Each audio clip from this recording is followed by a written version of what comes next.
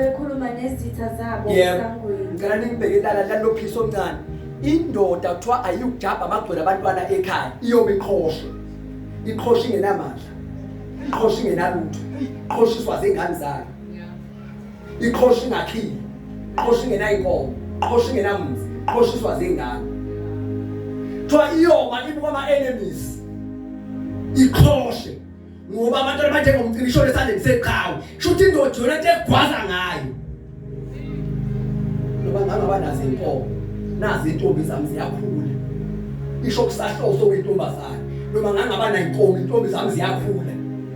ithi noma bethu umuzi wami awakhiwe insizwa zami ziyakhula imikhoshe ibuka isitha indoda nabona abantwana abastrong abantwana kufanele ba precious kanganani kufanele banake kangakanani bathandwe kangakanani umcibisholo omzali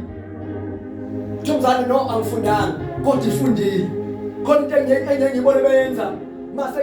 kuyo grade lapha ekoleni esegumula ijazi umfana agqokisa uma wakhe agqokisa umkhulu wakhe azakhala njabela ukugqoka ijazi lenzane yakhe